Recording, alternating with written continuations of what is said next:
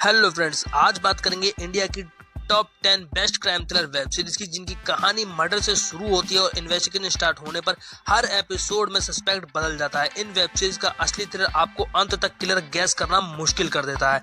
Number 10 पर आती है the Naina murder case. Story एक लड़की की मौत को पहले एक्सीडेंट बताया जाता है, लेकिन पोस्टमार्टम के बाद मामला मर्डर का निकलता है और फिर शुरू होती है इन्वेस्टिगेशन।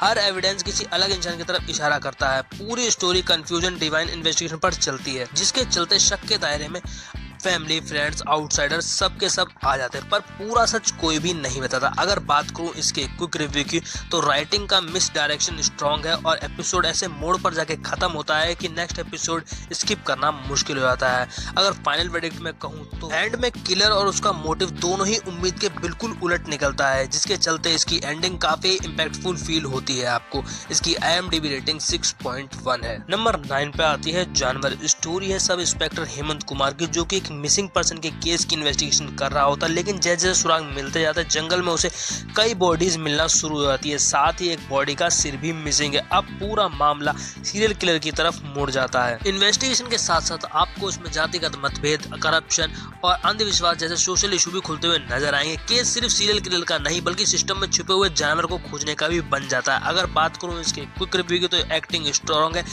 इन्वेस्टिगेशन आपको रियल फील होती है। साथ तक ये क्लियर नहीं हो पाता कि किलर कौन है, और है भी तो उसने खून क्यों किए। बीच बीच में इसका पेस आपको स्लो फील होता है, पर लास्ट के 2 एपिसोड आपको फुल पे ऑफ करेंगे। इसका प्लस पॉइंट है हेमंत और टी सीलर की बॉन्डिंग, जो उसकी गरीबी और उसकी जाति के कारण बनता है एंड इसकी वजह से और भी पावरफुल हो जाता है। इसकी IMDb रेटिंग 7.1 है। नंबर 8 पे आती है बिच्छू का खेल। ये एक रिवेंज क्राइम थ्रिलर शो है, जहां कहानी एक मर्डर से स्टार्ट होती है। स्टोरी है अखिल श्रीवास्तव की, जो कि एक कॉलेज के फंक्शन में शहर के नामी वकील अनिल चौबे को खुले मन से गोली मार देता है और खुद पुलिस को सरेंडर हो जाता है। और यहाँ से शुरू होती है अखिल की जिंदगी की कहानी। अखिल पुलिस वालों के सामने अपने ही तरीके से अपनी कहानी सुनाता है, जिससे उसे अपने पिन पर इतना भरोसा होता है कि पुलिस को उन्हीं के सिस्टम में फंसा कर वो खुद को बचा रहता है। बट ये सब कैसा होता है फ्रेंड्स, ये तो आपको सीरीज देखकर पता चलेगा। बात करूं इसके क्विक रिव्यू, मुन्ना भैया यानी कि देवेंदु की एक्टिंग कमाल की है। साथ ही इसका पेस आपको बीच बीच में स्लो फील हो सकता है, but web series full engaging है, जो कि आपको बीच बीच में कॉमेडी डोज भी देती रही है। इसका प्लस पॉइंट है रिवेंज लेने का तरीका। साथ ही इसकी स्टोरी लाइन जो आपको अंत तक हुक करके रखती है। इसकी IMDb रेटिंग 7.1 है। नंबर 7 पे आती है मर्डर इन माहिम। एक मर्डर इसने पूरी मुंबई को हिला दिया और मुंबई का काला सच सबके सामने रख दिया, जिससे दोस्ती, परिवार और समाज का सच भी कटघरे में खड़ा हो गया। स्टोरी है महिमा स्टेशन के एक पब्लिक टॉयलेट में एक आदमी की लाश मिलती है, वो भी बुरी कंडीशन में। इन्वेस्टिगेशन जाती है सीनियर इंस्पेक्टर शिवाजी राव झंडे को। केस एक ऐसा मोड़ लेता है कि उनका पुराना जर्नलिस्ट मित्र भी इसमें शामिल हो जाता है, पीटर, या फिर कहो तो शामिल होना पड़ता है। जैसे जैसे दोनों केस में आगे बढ़ते हैं, मर्डर सिर्फ क्राइम तक सीमित नहीं रहता, बल्कि समाज का वो काला हिस्सा सामने लाता है जिसे लोग छुपा कर रखने में विश्वास करते हैं। और साथ ही सच से भागना। इन्वेस्टिगेशन सिर्फ क्लूज पर नहीं चलती, बल्कि 2 दोस्तों के बीच के तनाव, गलतफहमी और उनके पुराने घाव केस के जितना ही उन पर असर डालते हैं। साथ ही इसकी राइटिंग आपको काफी मिस्टीरियस और इमोशनल डेप्थ फील कराती है। इसका सस्पेंस सिर्फ किलर कौन है इस बात पर नहीं है, बल्कि कौन कितना सच छिपा रहा है इस बात का भी है। इसका प्लस पॉइंट है जब एंड में किलर का मोटिव सामने आता है, तब इन्वेस्टिगेशन सिर्फ केस नहीं रह जाता, बल्कि पर्सनल ट्रूथ और दर्द भी खोलता है, जो कि एंड को और ज्यादा डीप कर देता है। इसकी IMDb रेटिंग 7.4 है। नंबर 6 पे आती है दुरंगा, जो कि एक क्राइम थ्रिलर मिस्ट्री शो है। इसकी कहानी झूठ और धोखे के इर्द गिर्द घूमती दिखाई देती है। स्टोरी है ईरा जयकर की, जो कि एक सख्त और शार्प कॉप है, और उसका हस्बैंड अभिषेक एक शांत, केयरिंग और परफेक्ट फैमिली मैन दिखता है। लेकिन एक नए मर्डर केस की इन्वेस्टिगेशन के दौरान कुछ पुरानी किलिंग का पैटर्न फिर से सामने आता है, और सबूत ऐसी दिशा में इशारा करते हैं कि ईरा को अपने ही पति पर शक होने लगता है कि जिस आदमी के साथ वो रह रही है, क्या उसका अतीत सच में सीरियल किलर से जुड़ा हुआ है या जुड़ा हो सकता है। जैसे जैसे केस आगे बढ़ता जाता है, डाउट और लव दोनों एक दूसरे टकराते हैं। अगर सच सामने आया तो रिश्ता बचेगा या बिखर जाएगा। अगर बात करूं इसके क्विक रिव्यू की, तो सीरीज का सबसे बड़ा हाईलाइट पॉइंट है इसका इन्वेस्टिगेशन, जो कि आपको रियलिस्टिक फील होता है। साथ ही ईरा की रिलेशनशिप और उसका क्रिमिनल को पकड़ने का तरीका। साथ ही इसका पेस स्ट्रॉन्ग है। हर एपिसोड में नया क्लू ओपन होता है, जिससे सस्पेंस बढ़ता जाता है और इमोशन हाई हो जाते हैं। हर सीन में आपको थ्रिलर और टेंशन देखने को मिलेगी। इसका प्लस पॉइंट है इसका क्लाइमैक्स, जो कि एक साइकोलॉजिकल लेयर के साथ ओपन होता है कि कौन किलर है। इससे ज्यादा सवाल ये है कि आप अपने करीबी को कितना जानते हो और सच सामने आने पर आप कैसे रिएक्ट करेंगे। इसकी IMDb रेटिंग 7.4 है। टॉप 5 की बात करने से पहले इन पांचों में से आपकी बेस्ट वेब सीरीज कौन सी थी? मेरी है बिच्छू का खेल। टॉप 5 पे आती है ब्रीथ इनटू द शैडो। ये एक psychological crime thriller web series है जिसमें एक किलर, एक मिसिंग बच्ची और एक पिता जो हर नए मर्डर के साथ अपने डरावने अतीत का सामना करता है। स्टोरी है स्मॉल गर्ल सिया से स्टार्ट होती है जो अचानक गायब हो जाती है और कई महीनों बाद उसके पेरेंट्स को एक मिस्टीरियस किलर का मैसेज मिलता है कि वह अगर अपनी बेटी को जिंदा देखना चाहते हैं तो उन्हें हर टास्क पूरा करना होगा और हर टास्क में एक मर्डर होता है। शुरू में डॉक्टर अविनाश चीजों को समझने की कोशिश करता है, लेकिन जैसे जैसे केस आगे बढ़ता है तो उसे पता चलता है कि किलर कोई नॉर्मल क्रिमिनल की तरह नहीं सोचता। इन्वेस्टिगेशन में ऐसी चीजें सामने आती हैं जिससे पता चलता है कि ये किडनैपिंग कोई नॉर्मल नहीं है, ये एक माइंड कंट्रोल और ब्रोकन आइडेंटिटी से जुड़ा हुआ है। अगर बात करूं इसकी क्विक तो इसका साइकोलॉजिकल एंगल काफी ज्यादा स्ट्रॉन्ग है। हर मर्डर एक क्लू छोड़ता है जिससे सस्पेंस और बढ़ जाता है। इसका पेस काफी ज्यादा ग्रिपिंग है।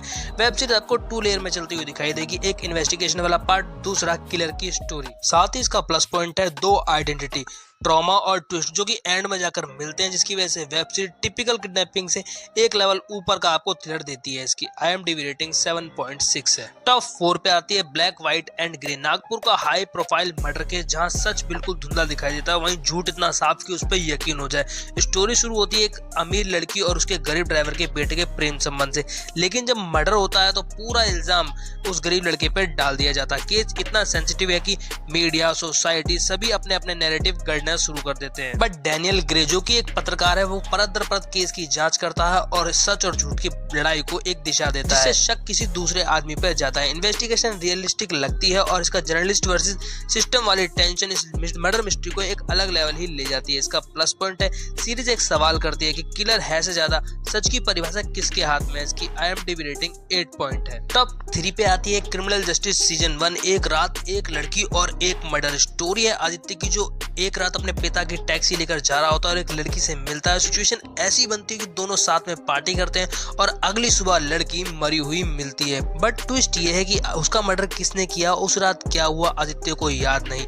पुलिस उसे किलर मान लेती है और मीडिया उसे सेंसिटिव टॉपिक बना देती है। अब आदित्य के लिए एक नाइटमेयर की तरह हो जाता है जिसमें वो फंस चुका है और उसे अपना सच साबित करना है। साथ ही इन्वेस्टिगेशन के दौरान कुछ ऐसे क्लू मिलते हैं जिससे ये पता चलता है कि ये मर्डर उतना सिंपल नहीं है इतना लग रहा है। सीरीज का सबसे स्ट्रॉन्ग पॉइंट है कोर्ट रूम इन्वेस्टिगेशन जो कि बैलेंस है।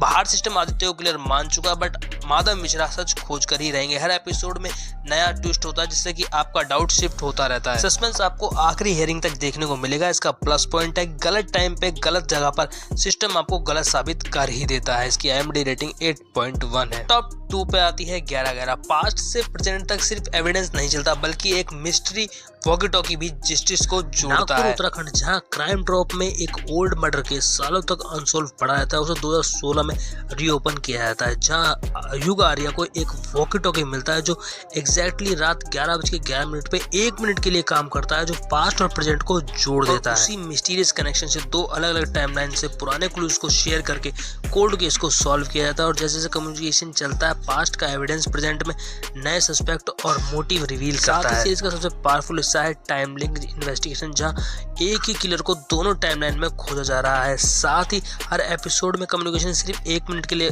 मिलता है जिसकी वजह से सस्पेंस और ज्यादा बिल्ड होता चला जाता है। पास्ट की मिस्टेक प्रेजेंट को बदल सकती है और इसका प्लस पॉइंट है इसका यूनिक कॉन्सेप्ट और प्रेजेंट और पास्ट का जस्टिस की खोज करना। इसकी IMDb रेटिंग 8.4 टॉप 1 की बात करने से पहले फ्रेंड्स, इन 9 सीरीज में से आपकी बेस्ट सीरीज कौन सी है कमेंट करके बताना। वैसे मेरी तो है 3 बट अगर किसी एक की बात करनी हो तो ब्रीथ इनटू द शैडो। ये इसका सस्पेंस और कॉन्सेप्ट आपको खासा ही पसंद आएगा। टॉप 1 पे आती है डेली क्राइम सीजन 3, एक ट्रांसफर, 2 लड़कियां और फिर खुलता है ह्यूमन ट्रैफिकिंग का राज। स्टोरी सेट है असम में जहां चेकिंग के दौरान 2 लड़कियों को ह्यूमन ट्रैफिकिंग के जाल से बचाया था। तब फिर पता चलता है DCP वर्तिका और उसकी टीम को कि इसका नेटवर्क काफी ही बड़ा, इसके तार दिल्ली तक फैले हुए हैं जहाँ गरीब लड़कियों को अलग अलग राज्यों से लाया था, उनका शोषण किया था और फिर उन्हें बाद में बेच दिया था। वेब सीरीज इंस्पायर्ड है ट्रू इंसिडेंट से। ये सीजन आपको शुरू से ही हिट करता है। इसका रियलिस्टिक एंड रॉ सीन आपको काफी फील होता है। पेस टाइट है, इन्वेस्टिगेशन एंगेजिंग है, क्लू धीरे धीरे खुलते हैं जिससे ह्यूमन ट्रैफिकिंग के नेटवर्क का सिस्टम जितना बड़ा है उतना ही डरावना फील होता है। इसका प्लस पॉइंट है सैफ अली शाह का शानदार और बेजोड़ अभिनय की IMDb रेटिंग 8.5 है। वीडियो आपको कैसा लगा ये कमेंट करके बताना, साथ ही वीडियो को लाइक करना, वीडियो में क्या पसंद आया और क्या नहीं वो भी कमेंट करना, मैं हर कमेंट का जवाब जरूर दूंगा। साथ ही इस वीडियो को अपने फैमिली और फ्रेंड के साथ शेयर करना और साथ ही मेरे चैनल को सब्सक्राइब जरूर करना फॉर सपोर्टिंग। किस टॉपिक पे वीडियो चाहते हैं वो कमेंट करके जरूर बताना, एंटरटेनमेंट, एक्शन या स्पाई थ्रिलर पर, मैं उस पर वीडियो जरूर बनाऊंगा। थैंक्स फॉर वॉचिंग फ्रेंड्स, मिलते हैं किसी नेक्स्ट वीडियो में।